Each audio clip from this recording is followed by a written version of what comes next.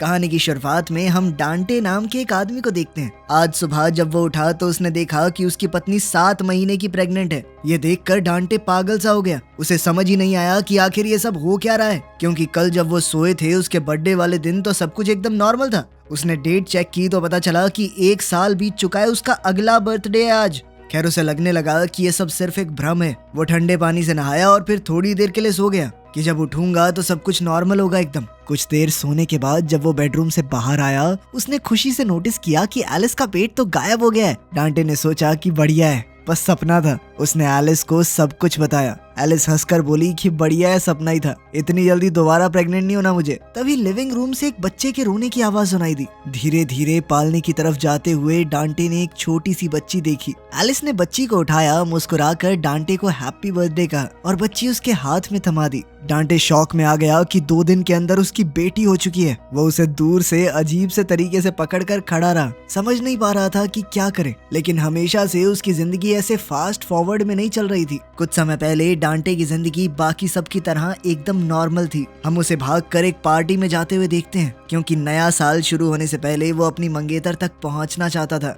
उसने जैसे ही अपनी मंगेतर को पीछे से देखा तो न्यू ईयर काउंटडाउन खत्म ही होने वाला था। तो भाई ने पकड़कर घुमाया, सीधा चूम लिया। लेकिन जैसे ही वो पीछे हटा उसका चेहरा डर से भर गया। उसने गलत औरत को चूम लिया था। गलती भाई की भी नहीं थी, दरअसल उसकी फियांसे और उस लड़की के कपड़े बिल्कुल एक जैसे थे। बदकिस्मती से उसकी मंगेतर ने ये सब कुछ देख लिया। गुस्से में उसने डांटे को थप्पड़ दिया और वहाँ से चली गई। उनके बीच का ये रिश्ता भी खत्म हो गया। डांटे भी इससे बहुत ज्यादा दुखी नहीं हुआ और उस औरत से मिलने का फैसला किया जिसे उसने गलती से चूम लिया था, एलिस। समय गुजरता गया। अब डांटे और एलिस साथ रहने लगे। फिर अक्टूबर 26, 2010 आया। आज डांटे का जन्मदिन है। एलिस ने एक सुंदर सा गाउन पहनकर उसे गाने और डांस के साथ जगाया। फिर उसके लिए बर्थडे पैनकेक्स बनाए। लेकिन डांटे खुश नहीं हुआ। उसे अब टेंशन हो रही थी, क्योंकि एलिस ने उसका अलार्म बंद कर दिया था और अब वो काम के लिए बहुत ज्यादा लेट हो गया है। डांटे ने जल्दी जल्दी कुछ खाया और भागकर घर से निकल गया। कंपनी में पहुंचकर उसे याद आया कि भाई आज तो एक बहुत जरूरी मीटिंग है, मैं तो पूरी तरह भूल गया। उस समय एलिस घर पर आराम से पेंटिंग बना रही थी। दोपहर के बाद उसने कपड़े बदले, एक खूबसूरत सी ड्रेस पहनी और दोस्तों के साथ मिलकर बर्थडे पार्टी की तैयारी शुरू कर दी। पूरे घर को सजाने लगी। तभी डांटे का फोन आया। उसने बताया कि काम के बाद मुझे एक बार पापा के पास जाना पड़ेगा। लंच के टाइम पे मीटिंग थी तो जा नहीं पाया। दरअसल डांटे ने वादा किया था कि वो जल्दी घर आ जाएगा। अपने पापा के घर पर डांटे ने एक डब्बा दिया जो उन्होंने मंगवाया था। बैठकर उनकी लंबी कहानियां सुनने का मन नहीं था, तो वो जल्दी से गुड बाय बोलकर निकल गया। वो घर वापस जाने ही वाला था कि तभी कारपेंटर का कॉल आया। बाथरूम का नया दरवाजा रेडी हो गया है, लेकिन अगर वो उसे आज नहीं ले गया तो फिर कई महीने रुकना पड़ेगा। अपनी छोटी गाड़ी में दरवाजे को फंसाना बहुत मुश्किल था, पर फिर भी वो जैसे तैसे दरवाजा लेकर घर की तरफ निकल पड़ा। लेकिन किस्मत आज उसके साथ नहीं थी। रास्ते में बहुत ज्यादा ट्रैफिक मिला। जब तक डांटे घर पहुंचा पूरी तरह रात हो गई। दरवाजा खोलकर देखा तो उसके दोस्तों ने सरप्राइज बर्थडे पार्टी रखी थी। सब उसका इंतजार कर रहे थे। सबसे थोड़ी थोड़ी बातचीत करके डांटे थोड़ी देर के लिए निकल गया ताकि वो बाथरूम का नया दरवाजा लगा दे। दरवाजा लगाते वक्त उसका दोस्त आया और उसे एक खास गिफ्ट दिया, रोलर कोस्टर पार्क के टिकट्स, उसके 40वें बर्थडे के लिए। बचपन में उन दोनों की फटती थी उस पर बैठने से, लेकिन मन भी करता था तो अब वो अपने बचपन की इच्छा को पूरा करेंगे। लेकिन डांटे ने मना कर दिया। उसने कहा कि मेरे पास इन कामों के लिए वक्त नहीं है। अब शायद 10 साल बाद जब वो बहुत मेहनत कर लेगा तो थोड़ा फ्री टाइम मिल जाएगा, अभी तो नहीं है। पार्टी में वापस आकर डांटे ने सबके तोहफे लिए, थोड़ा बहुत समय बिताया उनके साथ। फिर एलिस ने अपना गिफ्ट दिया, एक पेंटिंग जो उसने डांटे के बर्थडे के लिए खास बनाई थी। केक आया, कैंडल्स जली, सब मुस्कुरा रहे थे। डांटे ने अपनी इच्छा मांगी कि काश ये सब जल्दी से खत्म हो, और कैंडल्स बुझा दी। उस रात एलिस डांटे की पसंदीदा मूवी का एक किरदार बनकर सामने आई। डांटे उसे देखकर बहुत खुश हुआ और उसने एलिस को अपनी बाहों में ले लिया और बत्ती बुझा दी।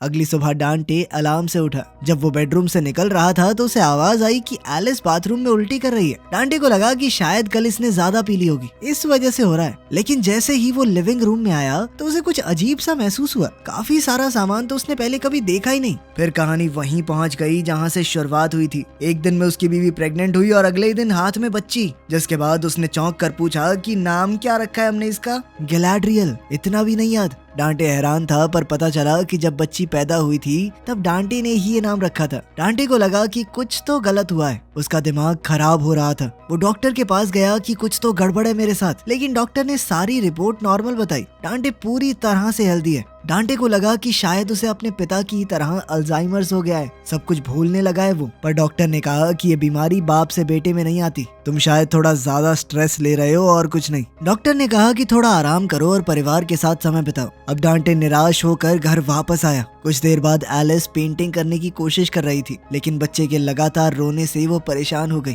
और डांटे पर चिल्लाने लगी कि ये बच्चा सिर्फ मेरा है क्या, तुम क्यों नहीं संभालते इसे। फिर डांटे अपनी बेटी के पास आया और उसे धीरे धीरे झुला कर सुला दिया। कुछ देर बाद उसने सोचा कि मुंह पर पानी छिड़क कर थोड़ा फ्रेश हो जाता हूँ, पर जैसे ही उसने शीशे में देखा उसके चेहरे पर मूंछ आ गई। रसोई में गया तो कैलेंडर देखा, अक्टूबर 26, 2013 उसका बर्थडे फिर से आ गया। डांटे ने सोचा कि वो एलिस को सब कुछ सच बताएगा, पर जैसे ही उसने कहा कि कुछ भी ठीक नहीं है तो एलिस उसकी बात को गलत ले गई। उसे लगा कि डांटे उनके रिश्ते की बात कर रहा है। डांटे ने उसे समझाने की कोशिश की, पर वो चीजों को उल्टा ही ले रही थी। इसके बाद डांटे काम पर निकल गया। जाने से पहले एलिस ने कहा कि गैलाड्रियल बाहर खेल रही है, उसे तो बाय बोल दो। डांटे को एक बार के लिए समझ नहीं आया कि वो किसकी बात कर रही है, और जैसे ही वो बाहर निकला उसने देखा कि उनकी बेटी खुद चल रही है। ये देखकर डांटे की सांस रुक गई। गैलाड्रियल ने उसे पापा कह के बुलाया तो डांटे बहुत ज्यादा खुश हो गया। वो हल्ला मचाने लगा कि इसने मुझे पापा बुलाया, देखो पापा बुलाया। इस पर एलिस बाहर आई और कहने लगी कि इतना क्या सोच रहे हो, इतने टाइम से तो पापा बोल रही है तुम्हें। डांटे को अभी भी ये सब एक सपने जैसा लग रहा था।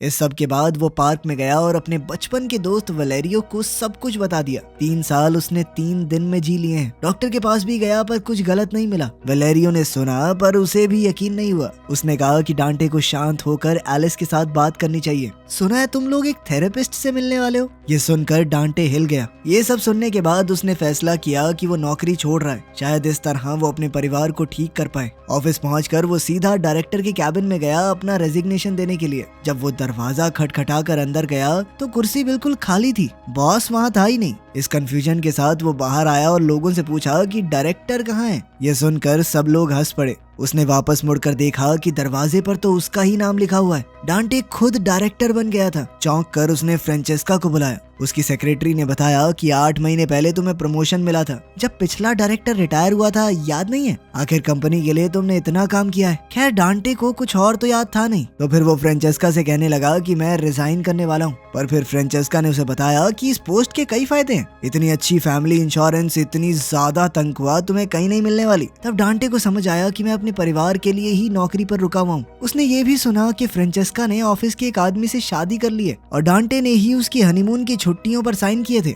ये सब सुनकर वो पूरी तरह हैरान रह गया। थोड़ी देर बाद सब लोग उसके लिए एक बड़ा सा केक लेकर आए। ऑफिस से निकलते ही डांटे ने देखा कि अब वो अपनी सस्ती गाड़ी नहीं बल्कि महंगी लेक्सस चलाता है। तभी अचानक एलिस का फोन आया कि मैं थेरेपिस्ट के पास तुम्हारा इंतजार कर रही हूँ। डांटे ने कहा कि मुझे सब कुछ याद है, मैं बस वो थोड़ा एड्रेस भूल गया था। एड्रेस कहाँ पे बताना, मैं आसपास ही हूँ। थेरेपिस्ट के कमरे में डांटे कहने लगा कि कुछ दिक्कत नहीं है। अब दिक्कत हो भी कैसे, उसके लिए तो 3 दिन ही बीते हैं, लेकिन एलिस के लिए 3 साल हो चुके थे। खैर एलिस कहने लगी कि डांटे अपने परिवार को बिल्कुल वक्त नहीं देता, बस ऑफिस के काम में बिजी रहता है, कभी कभी तो ऑफिस में ही सो जाता है। ये सारी बातें डांटे को थोड़ी चुभ गई। वापस जाते हुए उसने कहा कि मैं ऑफिस में खुद को थकाता हूँ तुम्हारे लिए, ताकि तुम घर पे बैठ के अपनी वो आराम से पेंटिंग बना सको। ये बात एलिस को बहुत बुरी लगी। वो चुप रही पर उसकी आंखों में दर्द साफ दिख रहा था।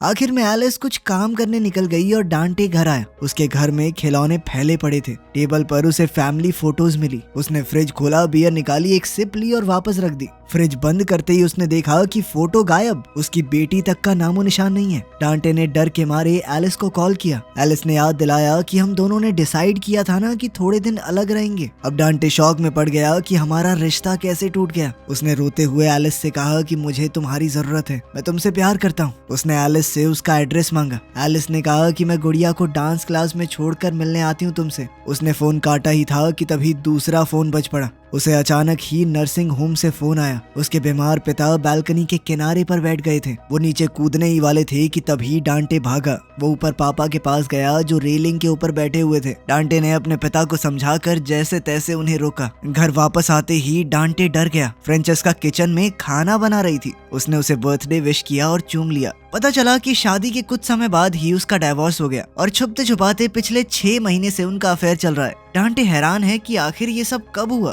तभी अचानक घर की घंटी बजी। एलिस वहाँ आ गई थी। घबरा कर डांटे ने फ्रेंचेस्का को बाथरूम में छुपने को कहा। उसे एलिस से कुछ जरूरी बात करनी थी, इसलिए एलिस को ये सब पता नहीं चलना चाहिए। उसने दरवाजा खोला। एलिस ने धीरे से कहा कि मुझे तुम्हारी याद आ रही थी और पता है अब की बार मेरी पेंटिंग्स का सोलो शो होने वाला है। उनकी बातचीत के बीच ही डांटे बहुत भावुक हो गया। उसने कहा कि मैं तुमसे अब भी प्यार करता हूँ। एलिस ने अपने आंसू छुपाकर कहा कि मैं भी। पर फिर उसकी नजर टेबल के पास पड़ी एक औरत की हील्स पर गई। उसे सब कुछ समझ आ गया। वो पूरी तरह फट पड़ी। उसे अपने आप पर, डांटे के ऊपर, सबके ऊपर गुस्सा आ रहा था। वो भागती हुई वहां से बाहर निकल गई। उसके जाने के बाद परेशान डांटे ने फ्रेंचेस्का से भी रिश्ता तोड़ दिया। उसने सीधा कहा कि कभी यहाँ पर वापस मत आना। इस पर फ्रेंचेस्का भी गुस्सा होकर वहां से चली गई। लेकिन दरवाजा बंद होते ही लिविंग रूम से आवाज सुनाई दी। डांटे ने मुड़कर देखा। फ्रेंचेस्का फिर से वहीं खड़ी थी, हाथों में 2 कॉकटेल ग्लास लिए जो उसने डांटे के बर्थडे के लिए बनाए थे। डांटे गुस्से में फट पड़ा। उसने कहा कि ये सब कुछ गलत है। एक बॉस और सेक्रेटरी के बीच में ये रिश्ता नहीं होना चाहिए। ये सुनकर फ्रेंचेस्का को बहुत गुस्सा आया। उसने कहा कि ये सब तुमने ही शुरू किया था। खैर ठीक है, जा रही हूँ मैं। तुमसे तो बहुत बेहतर मिल जाएगा कोई। फ्रेंचेस्का के जाने के बाद डांटे ने सभी गेस्ट्स को भी वहां से जाने को कहा। उन सब लोगों को वो जानता तक नहीं था। उन सब के बीच बस उसे अपना एक असली दोस्त दिखा, वलेरियो। सब लोग चले गए तो डांटे वलेरियो से एलिस के बारे में पूछने लगा। फिर उसने बताया कि अपने 40वें जन्मदिन पर मैंने विश मांग ली थी कि काश ये सब जल्दी जल्दी निमट जाए। तब से ही ये पूरी गड़बड़ हुई है। उधर वलेरियो भी अपनी जिंदगी में बहुत उदास था। ना वो काम में सफल हुआ, ना परिवार बना, ना बच्चे। अब उसने शराब को ही अपना सहारा बना लिया था। लेकिन अब तो वो भी दर्द को भर नहीं रही। फिर उसे याद आया कि उसने डांटे को जन्मदिन पर क्या गिफ्ट दिया था, रोलर कोस्टर की टिकट, जिसे वो दोनों कभी इस्तेमाल नहीं कर पाए। अब डांटे जल्दी से एलिस से मिलने गया और उसे वापस आने को कहा, पर एलिस ने मना कर दिया। उसने कहा कि हर साल अपने बर्थडे पर तुम यही बात करते हो, लेकिन फिर पूरा साल कुछ नहीं बदलता। मैं थक चुकी हूँ, अब हमें अलग जिंदगियां जीनी चाहिए। सालों तक मैं सोचती रही कि तुम्हारे बिना कुछ नहीं हूँ, लेकिन अब चीजें बदल गई हैं। अब वो कमजोर नहीं रही, खुद के भरोसे जीना सीख लिया है उसने। हैप्पी बर्थडे कहकर एलिस ने दरवाजा बंद कर दिया। डांटे टूट गया। उसके दरवाजे पर जोर जोर से हाथ मारते हुए चिल्लाकर कहने लगा कि मैं तुमसे प्यार करता हूँ, एक मौका और दे दो मुझे। तब एक अनजान आदमी ने दरवाजा खोला। वो एलिस का नया बॉयफ्रेंड ओमार है। वो सोचने लगा कि डांटे शायद मजाक कर रहा है कि उसे नहीं पहचाना, क्योंकि वो पहले कई बार मिल चुके हैं। तभी डांटे की बेटी गैलाड्रियल वहाँ पर आई। वो उसे देखकर पूरी तरह चौंक गया। अब वो 5 साल की हो चुकी है। पिछले 3 दिनों में वो गैलाड्रियल से मिला ही नहीं, और उन 3 दिनों में उसके लिए 3 साल बीत गए थे। पार्क में डांटे ने अपनी बेटी के साथ कुछ समय बिताया। थोड़ा पूछने पर उसकी बेटी ने बताया कि मम्मी और ओमार काफी टाइम से साथ रह रहे हैं। अब डांटे गैलाड्रियल से पूछने लगा कि बेटा तुम्हें क्या पसंद है, क्या नहीं, बताओ मुझे। वो धीरे से बोली कि मुझे बस इतना चाहिए कि पापा मेरे साथ ज्यादा टाइम बिताएं, फोन कंप्यूटर अपने काम में ना खोए रहें। थोड़ा चलने के बाद डांटे उसे घर छोड़ाया और घर पर फिर से ओमार मिला। तभी वो पपी डांटे के पास एक बॉल लेकर आया। डांटे ने बॉल थोड़ी दूर फेंक दी और पपी दौड़ कर उसे लेने गया, पर जैसे ही वो वापस आया वो पपी बड़ा हो चुका था। डांटे समझ गया कि फिर से 1 साल बीत चुका है। उसका फोन बजा और वलेरियो कहने लगा कि मैं पार्क में आधे घंटे से तेरा वेट कर रहा हूँ, कब आएगा भाई। उनकी बातचीत के दौरान वलेरियो ने बताया कि एलिस अभी भी ओमार के साथ ही है। इंस्टा पे कुछ फोटोज भी डाली हैं। बेचारे डांटे को पता ही नहीं था कि इंस्टा होता क्या है। खैर डांटे को अब भी हजम नहीं हो रहा था कि एलिस ओमार के साथ है। ये सुनकर वलेरियो हैरान हो गया। अबे नशे वशे करता है क्या तू? कल ही तो बोल रहा था कि यार ओमार बढ़िया बंदा है, ठीक है एलिस उसके साथ है। फिर वलेरियो ने उसे एलिस की आर्ट एग्जीबिशन के बारे में बताया। बहुत पसंद किया लोगों ने उसकी पेंटिंग को। डांटे ने कहा कि मुझे अभी एग्जीबिशन देखनी है। ये सुनकर वलेरियो और कंफ्यूज हो गया, क्योंकि वो दोनों कुछ दिन पहले ही वहाँ गए थे। वो सोचने लगा कि कहीं ये सुबह सुबह उठ के दारू तो नहीं पीने लग गया। लेकिन तभी डांटे ने नोटिस किया कि वलेरियो जूस पी रहा है। डांटे खुश हो गया और कहने लगा कि भाई तूने कब छोड़ दी? तब वलेरियो हंसकर कहने लगा कि जब से कैंसर का पता चला साले तब से। उसने बताया कि अभी 5 सेशन और बाकी हैं। उसके बाद डॉक्टर्स बताएंगे कि बचने के चांस हैं या नहीं। पार्क में टहलते हुए डांटे को रोलर कोस्टर की वो टिकट्स याद आ गई। सालों तक उसे टाइम ही नहीं मिला, लेकिन अब लग रहा है कि यही सही समय है। लेकिन इस बार वलेरियो ने मना कर दिया। अभी तो भाई ये सब करने की हालत बिल्कुल नहीं है। जाते वक्त डांटे ने उसे गले लगाया और वादा किया कि कल मिलेंगे। रात को डांटे एलिस की आर्ट एग्जीबिशन में पहुंच गया। पेंटिंग्स के अंदर उसे अपनी पूरी जिंदगी दिखाई दे रही थी। फिर वो वापस घर आकर पुरानी फोटोज को देखने लगा। उसे समझ आ गया कि अब एलिस को छोड़ देना होगा, जिंदगी को बदलने का वक्त आ गया है। बाद में वो अपने पापा से मिलने गया। उसने रोते हुए कहा कि मैं पूरी जिंदगी सिर्फ आप जैसा नहीं बनना चाहता था, लेकिन आखिर में मैंने भी आपकी तरह वही गलतियां दोहराई। उसके पिता बेचैन होकर बोलने लगे कि आज स्कूल से बंक मार के मैं अपनी दोस्त के साथ ना बीच पे घूमने गया था। डांटे समझ गया कि बीमारी और बढ़ गई है। उसके पिता अब अपने स्कूल के बाद का सब कुछ भूल चुके थे। अचानक उन्हें बहुत तेज खांसी होने लगी। डांटे पानी लेने गया, वापस आया तो कुर्सी एकदम खाली थी। सारी चीजें डब्बों में पैक थी।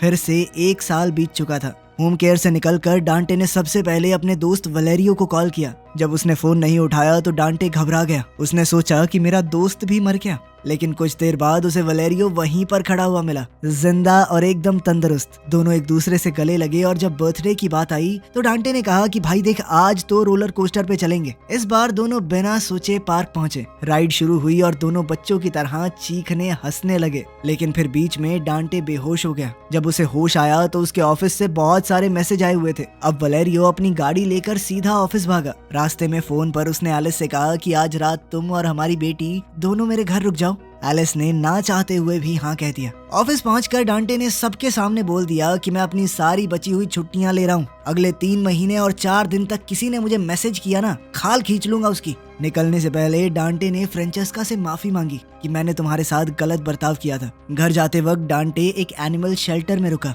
और उसने एक कुत्ते को अडॉप्ट कर लिया। ये उसकी बेटी के लिए एक छोटा सा तोहफा होगा। घर पहुंचने पर डांटे ने अपनी बेटी को वो पपी देकर सरप्राइज किया। उसने एलिस से कहा कि आज का दिन हम तीनों साथ गुजारेंगे। तीनों ने मिलकर पेंट किया, कपड़े बदलकर कॉस्ट्यूम पहने, अपने कुत्ते के साथ पूरा दिन खेले और पहली बार उन्हें एक असली परिवार की तरह वक्त मिला, जो डांटे को पहले कभी नहीं मिला था। डांटे फिर गैलाड्रियल के साथ बैठे बैठे उसे कहानी पढ़कर सुनाने लगा। जब उसने बैग से एक किताब निकाली, उसे समझ आया कि वो किताब एलिस ने अपनी बेटी के लिए लिखी है। कहानी खत्म होते ही डांटे ने अपनी बेटी को कसकर गले लगा लिया और वादा किया कि मैं हमेशा तुम्हारे साथ रहूंगा। अगली सुबह जब वो उठा तो बिस्तर खाली था। वो उठकर बाहर चला गया और मुस्कुरा कर देखा कि एलिस, गैलाड्रियल और वो छोटा पपी किचन में है। कल डांटे का बर्थडे था। आज तीनों ने मिलकर थोड़ी सफाई की और उसके लिए पैनकेक्स बनाए। उस वक्त डांटे को समझ आया कि आखिरकार अगला दिन आ गया। डेट बदल गई थी, 27 अक्टूबर। एलिस ने उसके चेहरे को देखकर पूछा कि सब ठीक है। डांटे ने धीरे से हाँ कह दिया।